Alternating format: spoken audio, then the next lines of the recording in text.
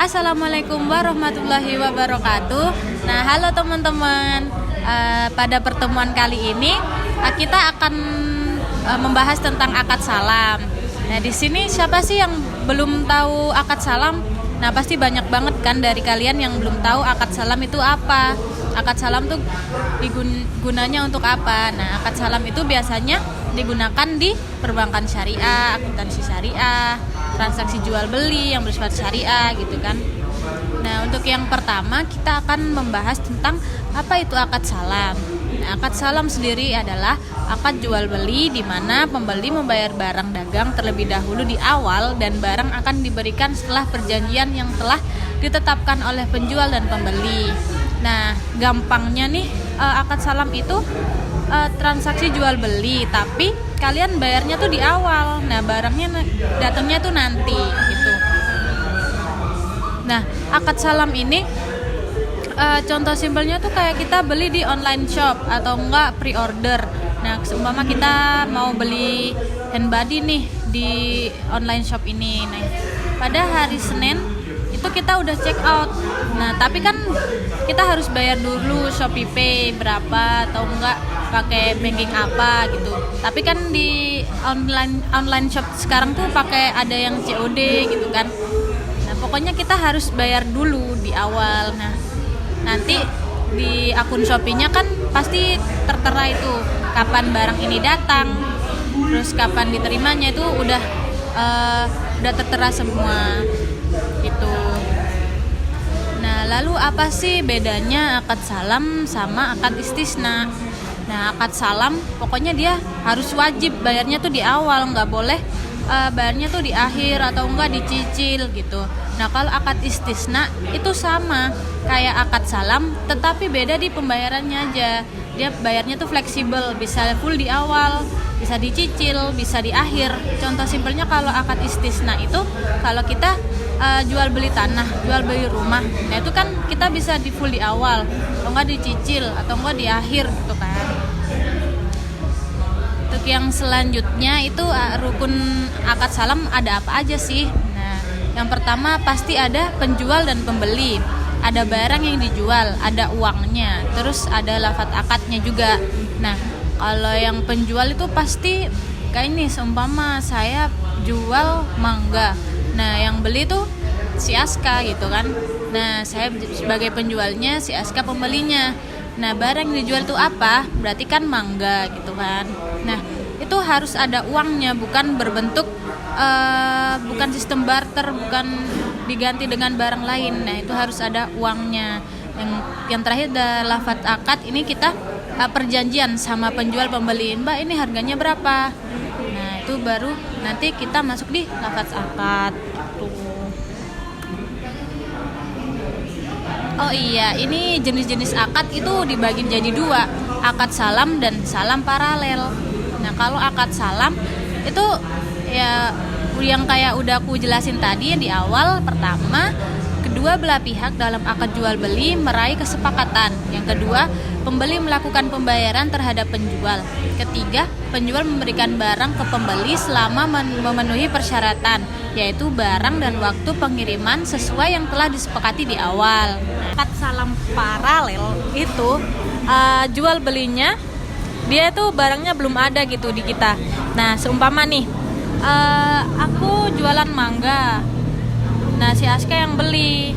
Tapi mangganya nih aku belum punya. Aku harus beli dulu di orang lain biar bisa dapat mangganya. Nah, kayak gitu. Pokoknya yang kalau akad salam biasa itu barangnya udah ada di si penjual. Nah, kalau yang paralel itu barangnya belum ada di penjual. Jadi kita harus beli dulu di orang lain gitu. Jadi melibatkan dua orang penjual. Nah, di sini pengertiannya bahwa salam paralel itu jual beli barang yang melibatkan dua transaksi salam. Dalam hal ini, transaksi salam pertama dilakukan antara pembeli dan penjual pertama, sedangkan transaksi salam kedua dilakukan antara penjual pertama dengan penjual kedua. Itu ya. Nah, ini adalah bagaimana skema akad salam. Di sini ada pembeli, atau muslam dan penjual atau muslam ilahi. Nah di sini tuh ada 2 skema sebenarnya. Yang atas itu salam biasa, yang bawah ini akad salam yang paralel gitu. Nah yang pertama, pembeli tuh melakukan negosiasi sama si penjualnya. Kayak seumpama ini beli barang apa ya, kita contohin HP gitu kan. Nah kita melakukan negosiasi, Pak ini harganya berapa, terus spesifikasinya kayak gimana, ini merek apa. Nah nanti kalau kita udah deal nih beli barangnya, HP-nya, kita langsung negosiasi sama langsung akad sama langsung kayak kita deal, saya mau beli ini Pak gitu. Nah lalu si pembeli ini harus langsung bayar di muka sama si penjual ini. Lalu nanti setelah perjanjian nanti barangnya kan langsung dikirim di kemudian hari gitu. Nah kalau yang skema akad salam yang paralel itu kita harus produksi barang. Kayak seumpama ini kita belinya mangga gitu ya, atau enggak padi deh, beras gitu. Nah kalau seumpama berasnya belum ada, kita harus produksi dulu atau pesen dulu di pemasok gitu kan. Jadi pembeli ini terus pesen, negosiasi sama penjual ini. Nah penjual ini belum punya barangnya kan, nah dia harus produksi dulu sesuai pesanan gitu ke Muslamfi yang punya beras gitu kan. Terus nanti dari Muslamfi ini langsung dikirim ke pembeli dengan syarat dia harus bayar di muka. Lalu apakah penerapan skema yang tadi itu sama di perbankan syariah? Jawabannya nggak sama, nggak sesimpel itu ya. Nah di sini maaf ya, ini gambarnya kurang jernih, nggak jernih banget kalian. Nah untuk yang di sini nih nasabah 1 ya, yang ini nasabah 2, ini salah. Oke, untuk nasabah yang pertama itu kita langsung ke 1A. Nah ini seumpama kita belinya HP, kita negosiasi ini. Nah nasabah 1 ini melakukan pembiayaan pada bank syariah. Bang saya nggak bang dong ya, bang saya ingin melakukan pembiayaan buat beli HP gitu kan, bilang ke sini. Nah bank ini kan nggak punya barangnya, buat HP tuh nggak punya, jadi bank ini harus tetap membeli HP-nya di counter HP gitu kan. Sama halnya dengan kalau dia melakukan pembiayaan ke padi ataupun beras atau apa gitu kan. Nah itu kan harus diproduksi dulu di sini. Jadi bank melakukan pembayaran ke petani ini di sini. Tapi kan kita harus menunggu proses produksinya dulu. Nah kalau HP kan kita langsung membayar ya, langsung membeli. Nah kalau HP langsung bisa dikirim ke nasabah bank pertama ini. Lain halnya kalau yang barangnya yang di pembiayaan ini harus diproduksi dulu. Jadi kita harus menunggu dulu gitu kan. Nah lalu kalau udah negosiasi, nasabah ini langsung bayar ya ke sini, ke banknya. Terus bank membayar ke nasabah 2 sebagai supplier gitu.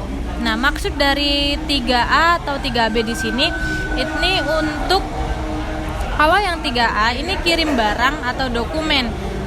Jadi langsung kirim barangnya. Kalau seumpama ini bentuknya rumah, nah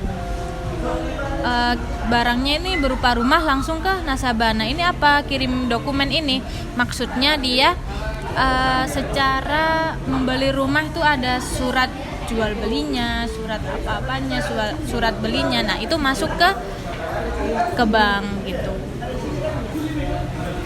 Nah jadi seperti itu skema akad dalam bank syariah atau akad salam tuh bagaimana. Semoga video ini bermanfaat. Maaf jika suaranya agak berisik banget dan gambarnya kurang jernih, mohon maaf. Itu saya Terima kasih. Jangan lupa follow, like, and share video aku yang ini. Semoga video yang aku sampaikan ini bermanfaat dan mudah dipahami oleh kalian. Sekian.